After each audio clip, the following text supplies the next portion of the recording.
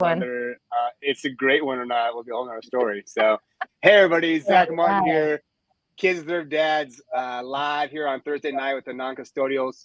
My host with me, one of my best friends from Wyoming, Alicia. Welcome. Check out her outfit too. She is ready for Christmas. Rudolph, Mrs. Claus, she's got the sparkles, all of it. And probably the more important one today, let's be honest, is our guest, David Graves, a father, an author. His book actually is available right now for the next 48 hours. Don't sleep on it. And you can go get that online. I actually put the link up here as the first text. David's gone through family court, had a lot of experiences after having kids, and he's going to tell a story today about his motivation and what he's doing now. And I'm looking forward to hearing it. So David, welcome. Thank you. Thank you both. Hi, Zac. Hi, Lisa. That was a wonderful introduction. Thank you. Thank you. I rehearsed that for 7 seconds. So appreciate it. So David, tell us a little bit about. You were just telling us. Tell us. We have to come up with a way to not cut each other off all the time. I'm going to go like this. I'm going to raise my hand. I have an idea. Anyways, go for it. Ask your question, Alicia. He was just telling us a funny story. And so I just thought we could start there. It was a Philly story. So. About the Philadelphia Eagles? Story. Yep. Yeah. Let's hear about the Eagles. Well, years ago, back when the Philadelphia Eagles, and I'm sure my friend, the season ticket holder, Ron Thomas, is watching, the Philadelphia Eagles were bringing out Santa Claus at halftime. And there had been a sleet and ice storm that was, was all over the bleachers and the ground and so forth. The original Santa Claus, as the story is that I read, failed to show up. So they took a fan from the stands and had him put the Santa Claus suit on. And then they drove him out onto the field, and the Philadelphia Eagles fans pummeled him with ice balls. And so it was one of their own as well as being Santa Claus. Right. It sounds like Philly people, they got no love. You mess up one time in that moment. What you did for the last, generations and centuries means nothing. You messed up, and that's why I got no love for Philly. So I love Philly. Actually. Come on, man! I went to school the out there. City of brotherly love.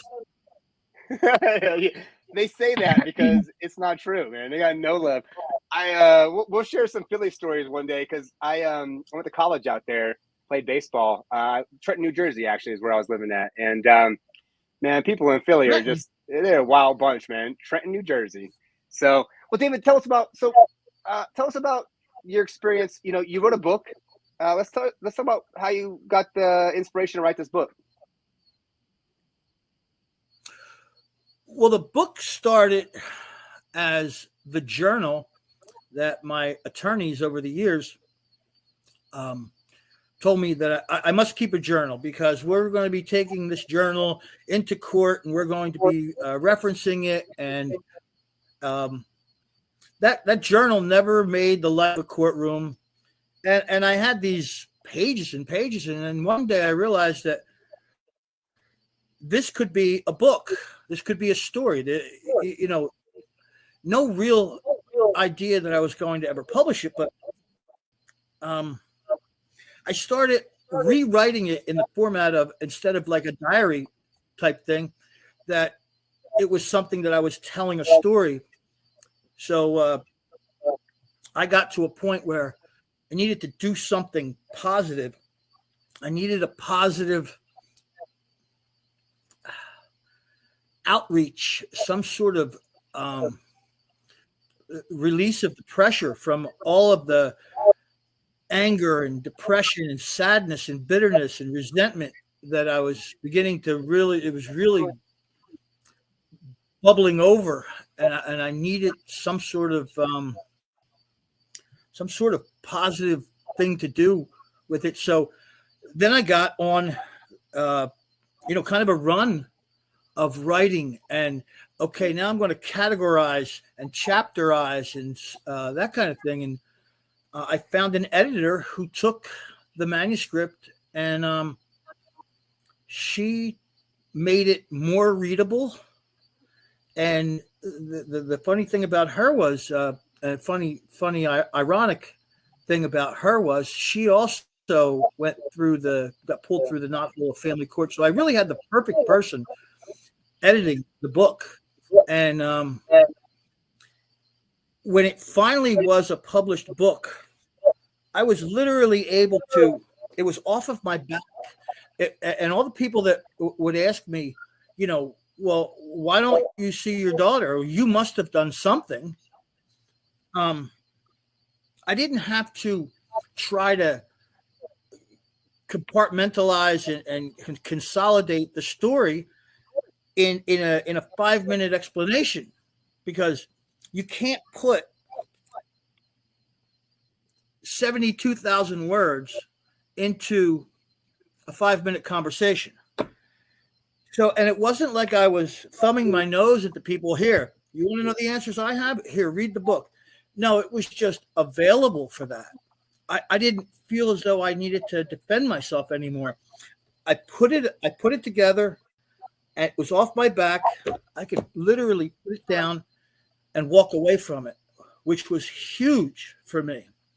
And that was the real motivation to writing, just so I could get it out of me, because I was overwhelmed and just tired from carrying that heavy backpack of the story around with me. And I don't have that anymore. Yeah. I think this is a powerful thing.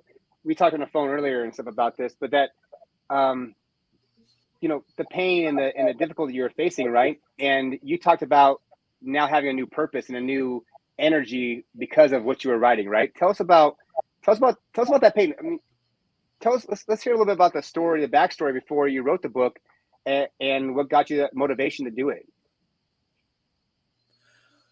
I had to find something to do.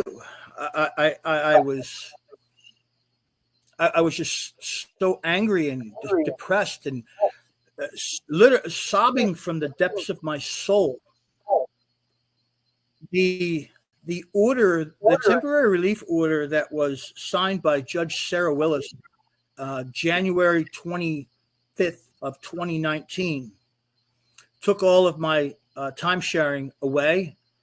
And it was that date in 2019 that, I didn't want to, I never had the idea to take my own life, but a purpose for living kind of went away, and I didn't care about my health or whether or not bills were paid or not go to work.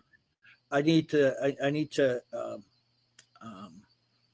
numb this pain. There are always choices. We always have choices, and sometimes you don't make good ones. And there was a time there where, because I didn't care about much of anything as far as my own well-being, I really was lost in comfort food and numbing the pain with substances.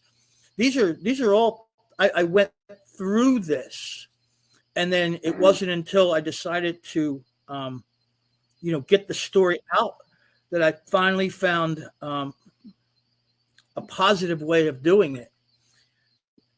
And it was really helpful for me. And I know the feedback that I've gotten from the book, I would have never expected some of the feedback that I've gotten from people who have read it, that's shared with me that they don't feel so alone going through something similar. I mean, all of our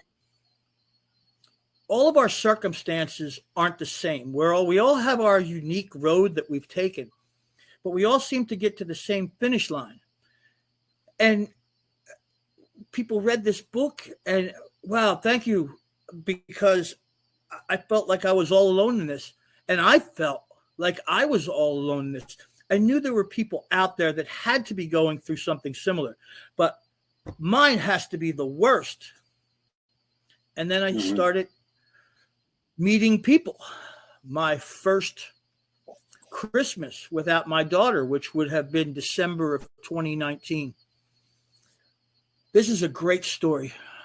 I love telling this story. You guys know Brian Lee, right?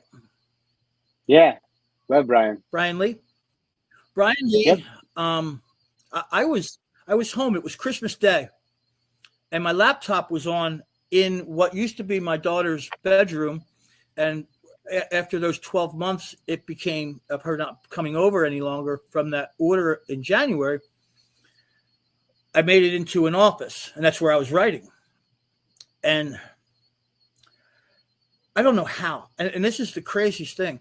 I heard something playing on my laptop. And I walked in, and it was this Christmas marathon. And I sat there, and I said, oh, my gosh, this is just what I needed, because it was Christmas Day. I didn't have my daughter, didn't put the tree up, there was no point. I wasn't going to torture myself any more than I already was. And I sat down, and I was glued to the computer, and it was one guest after another, and then the host, Brian Lee. And oh my God, this is so great. My internet went out. So I got my cell phone, and I used a hotspot. I can't miss this program. Then I used up all my data on my cell phone. And I called my provider, and I told the woman on the phone what I was doing, what was happening.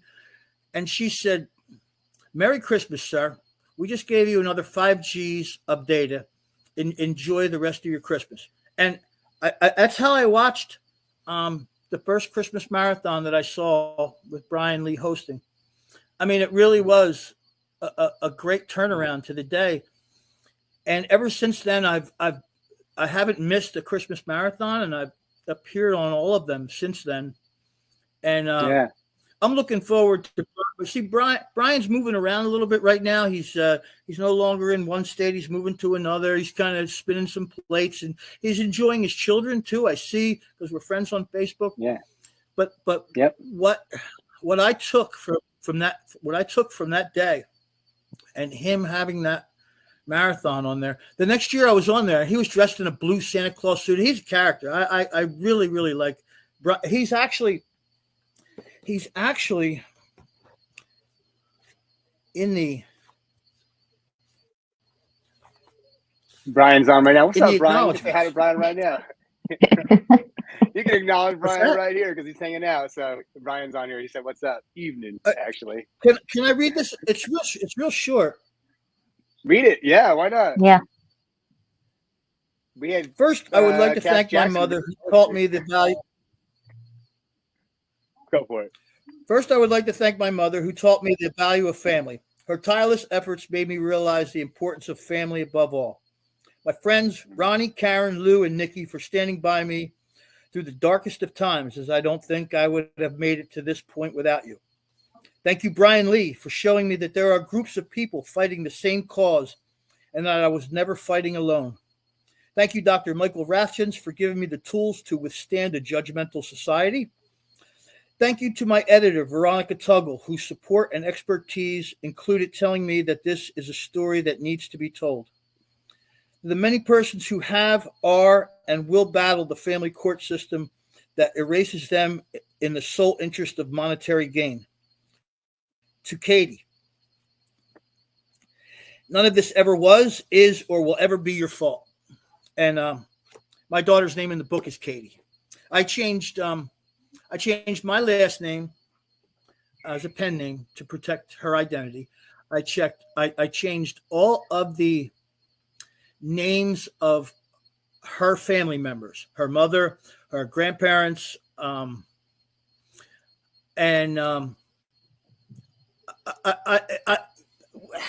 would I love to see my name, real name, printed on the book? Of course. Why wouldn't I? But you know what? It's more important that I got the story out for me. I got it off my back. And, being in high school, as she was at the time of the publishing of that book, kids can be cruel, and I didn't want that for her, and I stand by that. People, oh, that's not your name. You're. I was confused a little bit. You're this, and I've even been on podcasts. I've actually been on podcasts where friends of mine have said, "Wait a minute, his name's not Graves," and they're trying to correct the host, who I've asked kindly to call me Graves. Oh, there's Brian Lee. It's an absolute pleasure and help you, man. I hope someday that I can get up there in his area and have Rosa and him and my good friend Cadence Harper, and we all, I don't know, break into the Congress building and wear a big water buffalo. I think you just walk in. I think your chance has passed, my friend. That was an opportunity that came a couple of years ago, and I don't know that's happening again anytime soon. But I think you talked a little bit about that overcoming, right? That you were in such a deep, dark place by yourself, and that you were so alone. Tell us about being in that space, and then how this book changed that for you.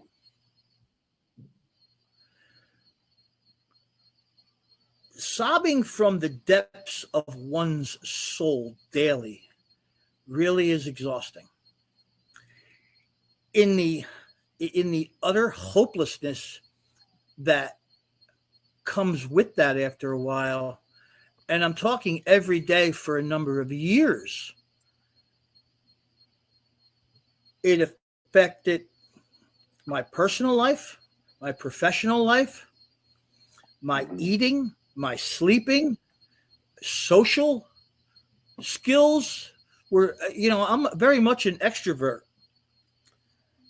I didn't want to go anywhere except to find something to distract me, which you take COVID, which was going on at the very end of my bad decision making. Honestly, here's the truth. I checked myself into a place to get help. And when I came out, it was full-blown COVID, and nothing was open.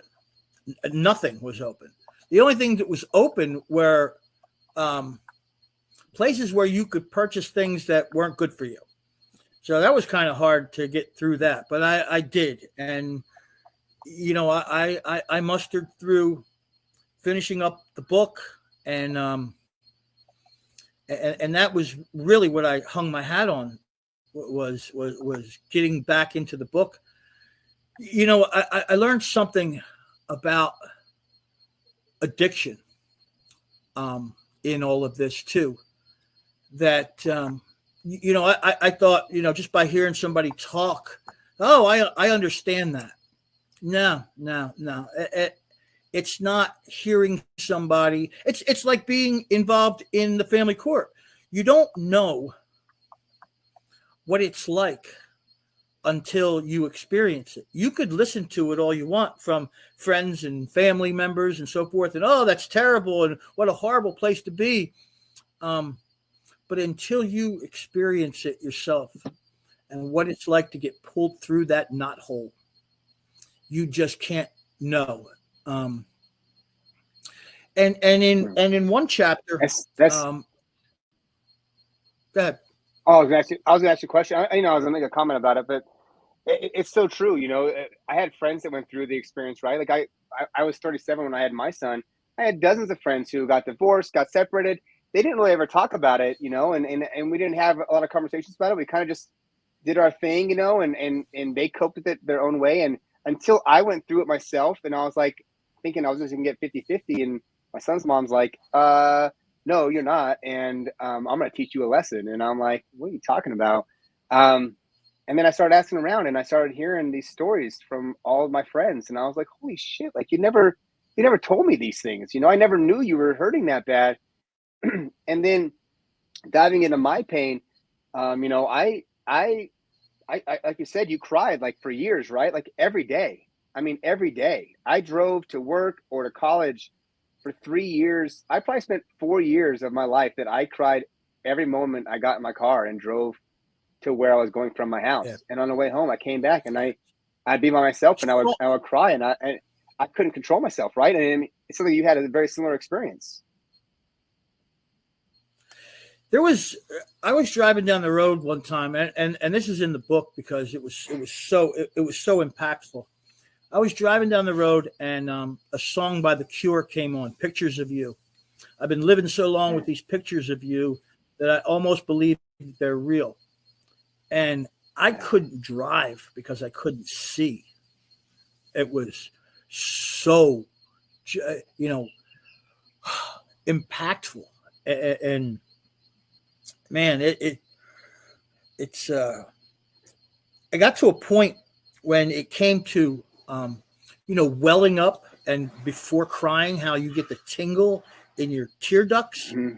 Mine were painful. Mm-hmm. It got to a point where my tear ducts hurt, like stabbing pain, instead of the tingle that you get from feeling a cry come on. It's exhausting. It's emotionally and physically exhausting to cry that much. Mm-hmm. Yeah. Well, to have that trauma and just have to keep living it, right? There's no escape. You don't have an opportunity to, it doesn't get relief because it doesn't go away. And your experience you talked about earlier when your daughter was 12, right? Are you open to sharing that story about when you knew what was coming in your guys' relationship?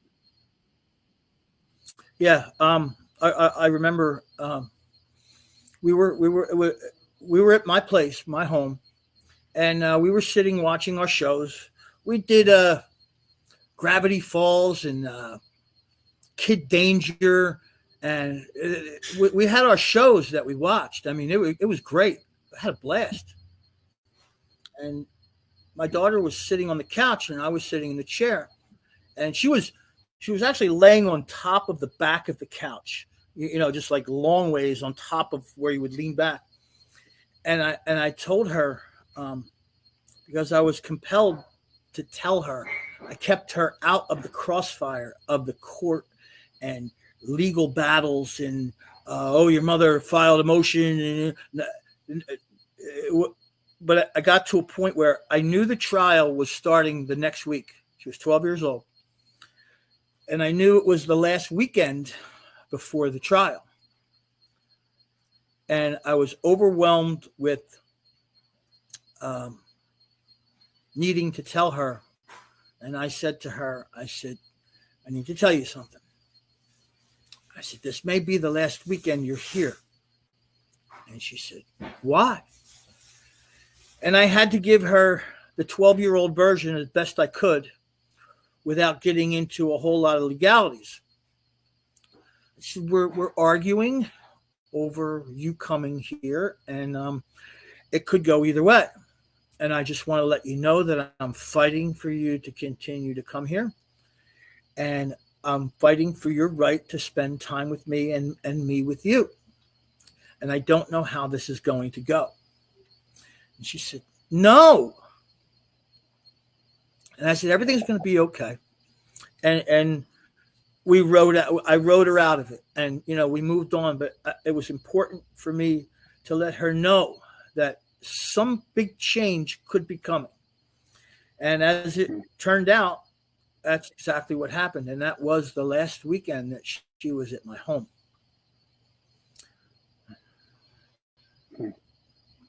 And so court happened, and they took parenting time from you immediately? Well, here's it's in the book. This is great. I hired Christopher Jetty as my attorney, and my mom had passed away recently, and there was enough money to keep it going. So I gave Christopher Jetty the money I had, which was around $20,000. hours. Oh I don't my remember God. exactly now. If he's listening and he's going to sue me for whatever, I don't know. He got what I had. It was quite a large chunk of money that I could have done other things with. We did not get together one time to go over questions or anything. We went to court that week in January. It was supposed to be 3 days. And he told me, he goes, well, Sarah Willis and I sit together in church. So I think I can get a continuance. And I said, okay, well, hopefully, because we canceled all of our witnesses. I had to subpoena those witnesses at $30 a pop, and there were like 20 of them. And we got to court, and his request for a continuance was denied.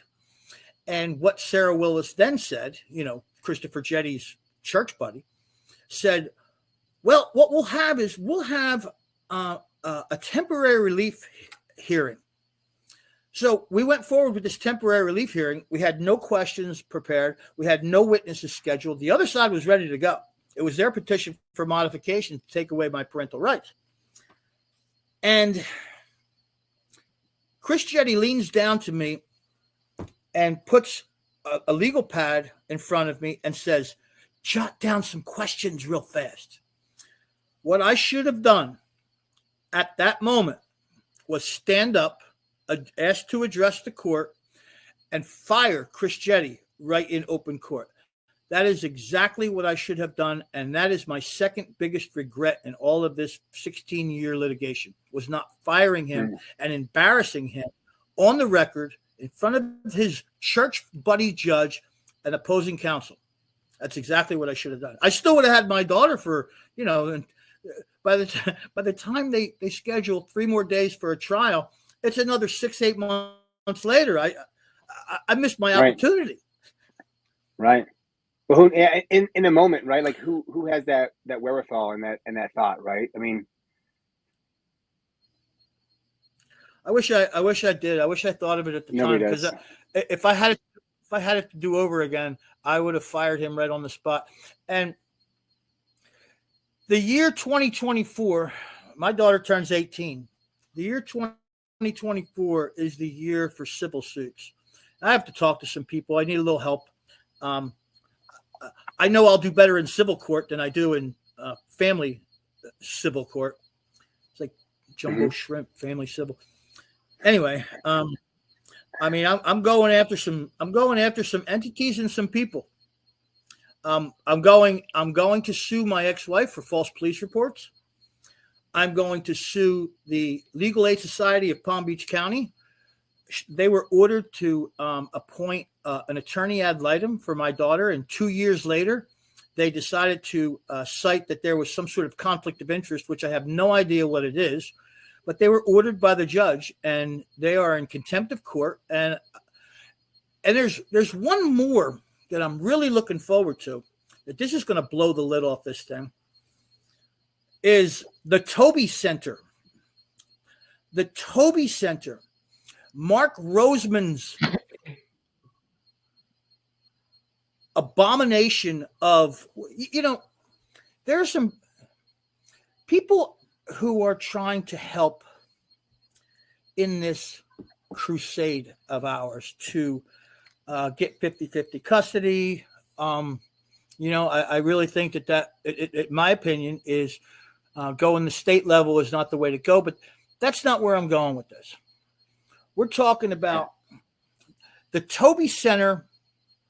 Here's this guy, Mark Roseman, who was in Florida, mind you. You guys are in Wyoming, but I understand you have a little knowledge of Mr. Rose, or Dr. Roseman, as he's. Well, I know he was a doctor of music, but I see now that he's got a PhD in something that's relevant to this. I don't really know where that came from. I'd like to see that too. But the Toby Center was named as the supervisor of visitation in my case. They are a contracted entity for the 15th Circuit Court of Palm Beach County. So at first, this gal Claire, Mark Roseman's Igor, who I'll now refer to as E. Claire. So E. Claire gave me these prices, and she had this intake paperwork that had to be filled out by both myself and my ex-wife. So I told Eclair that my ex-wife is not going to fill this out. She doesn't follow court orders. What are we going to do? Well, a year goes by. Finally, we got this Judge Karen Sipperstein. That's another story in itself, but Judge Sipperstein wanted to know the status of the Toby Center, and everybody was going to have this paperwork done or else. So everybody got their paperwork in. The Toby Center wanted $95 times 2, which is all being paid by me, my intake and my ex-wife's intake money. And fast forward to the last hearing we had, which I had a court reporter there because you get a lot different results in court, and attitudes when you have a court reporter sitting there. So Judge Sipperstein asked me, what's up with the Toby Center? I said, well, the Toby Center is charging me so much money, and because you unilaterally changed it to reunification time sharing, that now it's a whole nother level of cost. And Judge Sipperstein says, well, let's call Claire now. Anybody have her number? My ex-wife, I got her number. So the judge calls Eclair from the bench and has her on speaker. Eclair says, yeah, this is great. And Eclair said, right, like calling random people from the bench during trial. Oh, well, it's 100 and something and 100 and something for this, and I'm listening, and I'm thinking, those are not the prices she told me on the phone. And I'm sitting there, and the judge is giving me dirty looks, and I'm going like this, like. She gets off the phone. She goes, okay, thank you, Claire. You have all the paperwork you need, right? You have all the money. Everything's ready to go, right? Okay, she gets off the phone. Now, if all the money was there and all the paperwork is done, and the only thing I have to do is pick up the phone and talk to the Toby Center, and I can have an appointment, and I could maybe see my daughter, even if it's around, Sigmund Freud and his team of peeps, right? Why wouldn't I have done that? So the next day, I called Claire, and I said, okay, Claire, I want to have an appointment first available. You have all the paperwork, right? And you have my money. Just give me an appointment. I'm ready when you are. I'll make myself available for the next available appointment. She said, well, the judge really caught me off guard yesterday. She says, I can't find the intake paperwork, and I don't see your money. I said, you testified under oath that you had the intake paperwork and you had the money. Well, I went and then I emailed Mark Roseman, and I said, Claire doesn't seem to have it together. I mean, and then he replied to me in an email and copied Claire, and Claire gave me prices again. Now, whatever the prices were in the email that she sent me, and I don't even remember what they said, but it's a moot point. She testified under oath in court to the judge that these were the prices. I don't care if she said they were a nickel. She's held to them now. And all I wanted was an appointment based on the prices. And Mark writes me back. He goes, I don't understand how much more clarity you need. I said, I don't need any clarity. I need an appointment. And it was going back and forth. And it's just, there was no means to an end to getting anything accomplished with Mark Roseman and the Toby Center. It's just a bunch of fluff. Since I've known him, he's had a number of different offices. It's like a gypsy caravan that just keeps moving around. And see, the people outside of Florida, while Mark Roseman's standing there next to Mark Ludwig for this photo opportunity, and he's, and I get accolades because I named the Toby Center. It's after my mommy. And, all this horse crap with this Toby Center. He is part of the problem because he is not helping anyone. And when I told Claire on the phone, because I called her, I said, I am going to see to it that the Toby Center is no longer a contracted entity in the 15th Circuit Court of Florida. And she laughed at me. Well, the Toby Center being let go as a contracted entity in Palm Beach County or South Florida is my life's work in 2024. Mark Roseman, he made the first book, and he is in the, the free book you can get on Amazon for the next 2 days. Remember that. Yes, free on Amazon for the next 2 days. That at the beginning. We mentioned totally forgot to mention that at the beginning. Mark Roseman is the founder of the Toby Center, located in Delray Beach, Florida. I have met with Mark Roseman on several occasions. The interactions that I have had with Mark do not ever gel into any kind of plan that would be capable of executing anything of substance that could make a difference in real lives.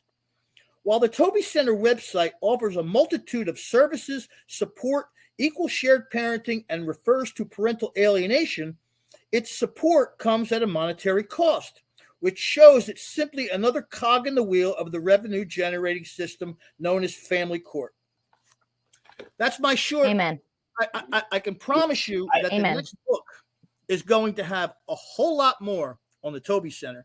And I actually took the liberty of going and looking at some of the reviews for the Toby Center, which has a 2.4 rating on Google. And over again on these 26 reviews for the Toby Center, Mark Roseman replies to every one of them. And this repeats itself over and over. Here's Mrs. Pittman. This center is without a doubt the most unprofessional and least trustworthy center. The lack of professionalism is bottom line concerning and unethical. I would encourage impacted parents to initiate a formal investigation against this center that, in my opinion, does not have the welfare of its children as a priority. It seems to be motivated by other interests. Now, here's Mark's response as he said, "Hello, Mrs. Pittman. Pardon me, but we have no record of receiving your service of your receiving service with the Toby Center. Would you please identify yourself? Your comments are so sad and troubling. If you have a grievance and wish to identify yourself, please reach out to me, Dr. Mark Roseman." And this is over and over and over again that Mark Roseman has no idea who these people are. They have no record of any of these 26 people who say that place is nothing but a sham, and it is. This guy is cashing in on people going through the system, and he needs to be stopped. And he needs to be stopped not in 2024. He needs to be stopped now. Anybody who goes to court in Palm Beach County or anywhere in South Florida where the judge orders supervised parenting or whatever it is to include the Toby Center, the answer should be no. And all you have to do is reference those reviews. Unorganized, unprofessional are true, yet an absolute understatement comes to the Toby Center, named after Mark Roseman's mommy. I think there's so many bad actors, and it's just so true. These groups come in here and they say they're going to do this work, right, to help people out and stuff, and then they come in here and like it's just a way to make money, right? And they're just following people through, and there's no concern or care for like the results that they get for their people and stuff. Like I'm gonna be honest right now. I hired Mark Roseman to come be an expert witness in my trial. So I didn't stop you from saying that stuff because my experiences of him in my case was not good also. And he didn't come and do what he said he was going to do. and left me hanging. So did you have a story about it too? Let's hear it. No, I do not have any personal knowledge at all. I think it's absolutely that this. If anybody wants to get offended or taken back by anything that's been said during this interview, I just ask that you please understand that this is absolutely, in my opinion, one of the reasons why we are doing this. And it's not just one opinion of one individual. It's probably shared by others and shared by others with the same experience. And the point is, it's just to get the information out there. Right. Do with it what you will. Have whatever opinion you want to have. But this, one of the core reasons I think why we do this, and absolutely do your homework on any business, company, organization, or anything like that you're going to work with, even if it's just somebody on a Facebook page asking for, donations or money or whatever it is. You have to do your homework, and you have to reach out in the entire community and get the information. I think the worst part about this in this community and stuff is that this is the most devastating and horrible experience that any human goes through, sort of like physical torture until you're dead or something like that, like quartering and drawing. Like I've never been through pain in my life. Like I went through family court, and then they have people like this who come in there and say they're professionals who are out there to help people out and make this difference. And they come in there and they fall flat on their face and fail at their job. And then they cost families and lives and connections and relationships because they can't do what they're hired to do. And in this business, you can do that at McDonald's, like fuck up my cheeseburger. Okay.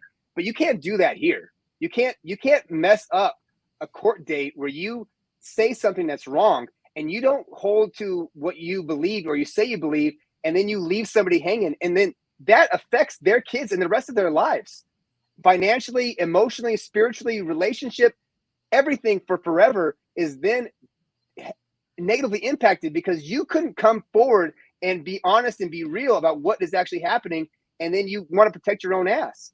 And we have this happen over and over again. I mean, the amount of companies that I hear from other parents that are going through this stuff, in Wyoming, I hear about it from lawyers, and I have a hard time giving lawyers out to people who call me, I need a lawyer. And I'm like, man, I have a hard time giving you. You can't. You can't.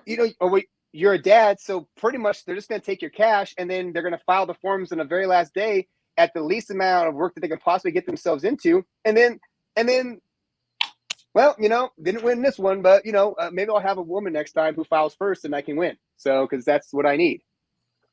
Right. It's terrible. I didn't even read what the comment is, but I put it up there. But we need to stop these things, and these people need to be brought out and they need to be stopped. We need to have the people who really genuinely care. We need to have them in this field. And what's happening is that people aren't really caring. They aren't in here for the best interest of the child. They're in here to make some cash. They're in here to keep their pockets going. Supervised visit is a racket. It is a racket. It's a revenue generating machine. Exactly. It generates revenue for everybody involved. And there's another guy. I never had any interactions with him, but if you're on Facebook, you see him.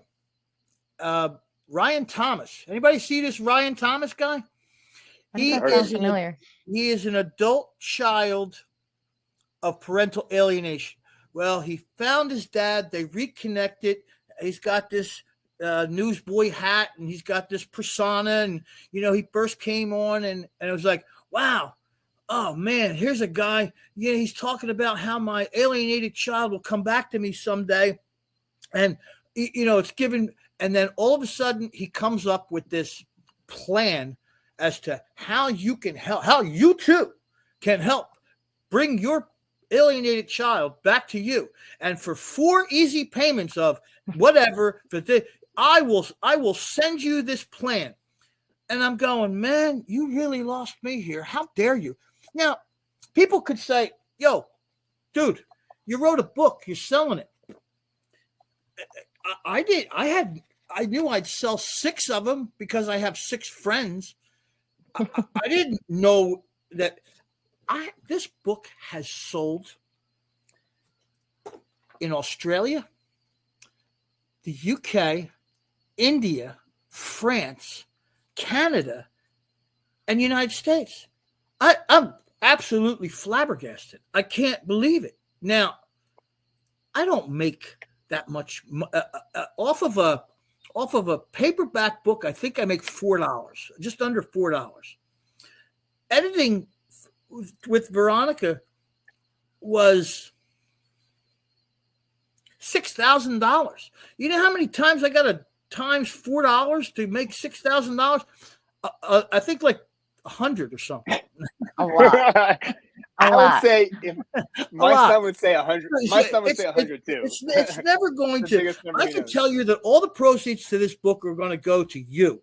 But by the time the proceeds come around, we're giving away free books. You know how much revenue that generates for me? 0. But that's not the point. Let's see how many books.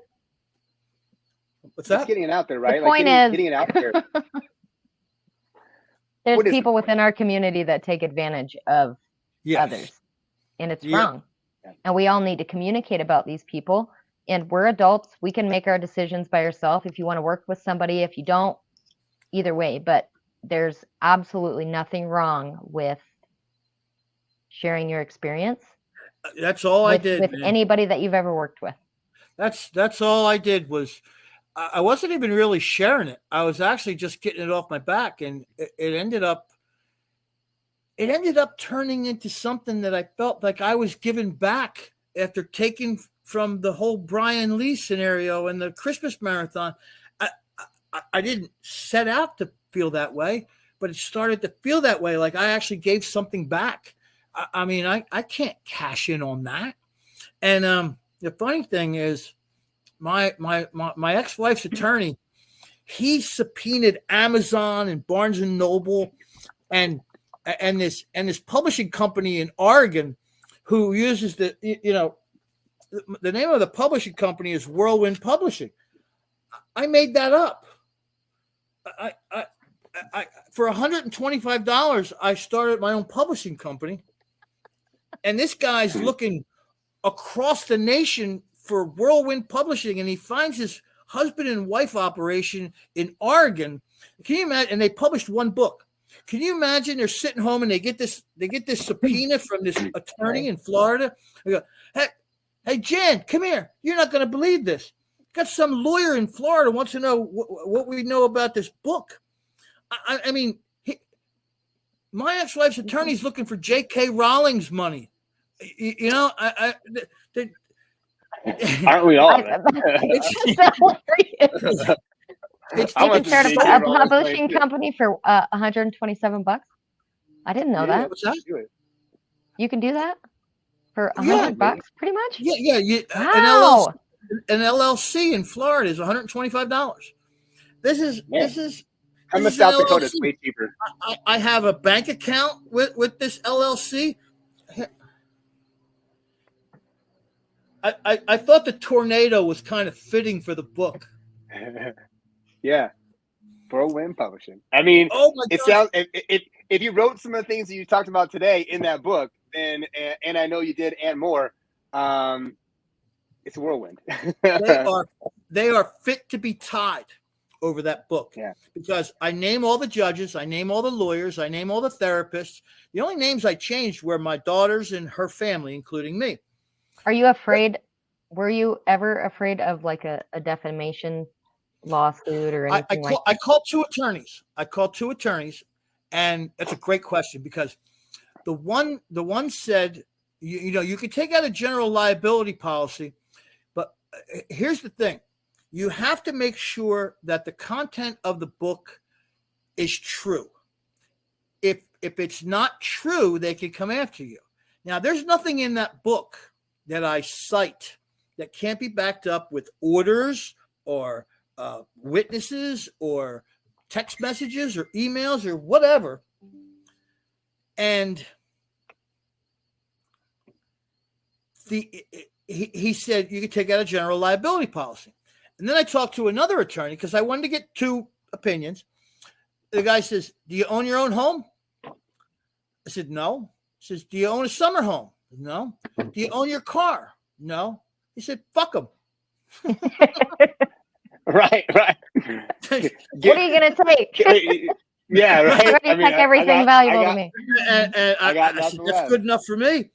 So I got off the phone with him, and from those two attorneys, and when the editor was going through it, there were a couple things I wanted her to be cognizant of, and one was that what I was saying wasn't an opinion, and if it was an opinion, to say that it's in my opinion, I think that this, because then it's not true. It's just my opinion.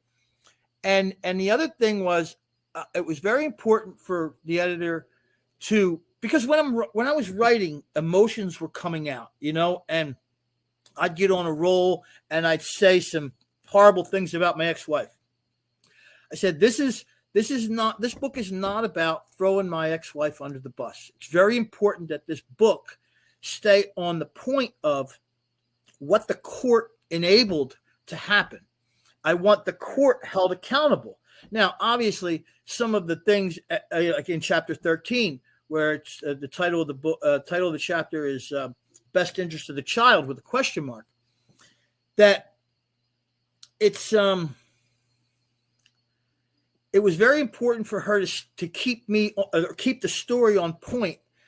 And there were a couple things where I let it get away from me, and I said some bad things about my ex-wife, and she brought them to my attention and says, "We're taking this out." And then there was one that I didn't want to take out, and she said, "David, there will be no slut slamming in this book." So, wow. So I said, "Okay." So she took it out, but she was a real character too. There will be no slut slamming in this book. Wow. All right. She was awesome. She was awesome for me in working on this project. And and that's how I kept it. But I knew before I published it, and I knew that I was going to publish it, that there was going to be blowback from this book. The courts, they're going to be mad, and they are. They are fit to be tied. This Judge Karen Sipperstein, she walks in. See, I put a copy of it in all their mailboxes at the courthouse. I left a copy for all of them that were involved. I left a copy in their mailbox, and I personalized them. I signed them. And Judge Sipperstein brings the book into court with her every hearing, but she refuses to read it. She said she's not reading the book. And I said, "Why?" She says, "I'll read it after your daughter turns 18. Well, a lot of good it's going to do then. But she brings the book in. And I said, "Well, why do you bring the book into court every time?" She says, "Oh, it's just because it's in your paperwork." That's not why she brings it in. She brings it in. She thinks she's needling me. She's not needling me. I'll tell you who she's needling. Herself. My ex-wife. Well, that's you. Brave. Well, I'm going to tell you how much my ex-wife hates this book. When the book came out, I let a couple people know about it. And I made it a controlled blast within the community. I told certain people certain things, because if it leaked, I would know where the leak was. Nothing that was untrue, just different components of the same story. And when it got back to me, I knew exactly where it came from, and it worked. I knew exactly where the story came from. It came from the soccer team manager, Ann. I knew exactly where it came from. So this one mother, soccer mom, she was asking me questions about the book. And I said, "Well, I have a copy in my car. Do you want a copy?" And she said, "Yeah." So she followed me to her car, to my car, and I went and got the book, and I took the pen out. Out of nowhere, okay, and I mean out of nowhere, my ex-wife came running, grabbed the book out of her hand, and kept running. And as she's running, she's skipping sideways and yelling at me, going, "You stay away from me! You stay away from me!" I look over, and there's my daughter. Can't make that up, man. No, there's my daughter with her phone, video recording the whole thing. I would. Who are you going to show that to? The grandkids? Who? And what? Oh my God. Okay, so it's literally theft. It's a crime. My ex-wife is running around committing crimes, stealing this book out of the hands of people. That's how much she hates this book. And again, I was very kind to her. I don't think that I really threw her under the bus at all here with this. But that's not going to be the case in the next book, which is going to be titled, "You Really Must Have Done Something." The final year. I can't wait for this one to drop. When are you dropping this classic? Is it coming out in I've already started, and I know how I'm starting the book. I'm starting the book because I did a little research on how you start a sequel book. You have to have a really strong hook to start a second book. The start of the book is Judge Sipperstein walking in with this. The title of the next book is "You Really Must Have Done Something: The Final Year in Family Court and the Love Bombing of a Teenager." Because powerful. My daughter has a 2022 Honda Civic with black mag wheels and a moonroof and sunroof and the latest iPhone, and they are showering her with everything that a 17-year-old would love to have. And you know, more power to her. She is princess of the campus, and she is a absolutely stunning young lady who she's a lead lifeguard at a facility, and she is headed to college. And you know, she's headed to college for something that we talked about when she was little. So it's these little victories like this. She said, I said, "What do you want to do when you get out of school?" She says, "I want to play soccer." I said, "Well, that's a great idea, and you're good enough. You could play." I said, "But you should think about a plan B too. What else would you like to do with playing soccer?" And she got hurt a lot. I mean, she's a hard player. I mean, I watch my kid on that field, and I'm 62 years old. I look at that 17-year-old girl on that soccer field, and I play soccer. I play baseball. But the mannerisms that she has on that field, and the just taking in the game, I see me. There's me. Oh my God!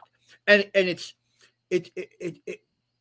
satisfying, yet a little weird to see a little me on the field, not even the same gender, but the whole attitude, the whole competitive demeanor that she has on that field, the whole supporting of her teammates. She is a great leader there. So as she's thinking about what she wants to do, in addition or instead of being a soccer player, sports medicine. And here she is. She's graduating high school. She's going to college, and she's going for sports medicine. The small victory here is that conversation that she and I had that was unmistakably the reason, or one of the reasons why she's pursuing this potential career in sports medicine. I'm elated. I don't need the credit. It's all here.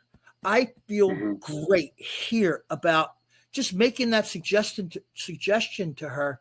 And that's exactly what she is planning on doing. It warms my heart to think that I contributed at least the idea to her. And she ultimately made that decision, man. It's really, I miss her. Thank you. Yeah. I miss her so much.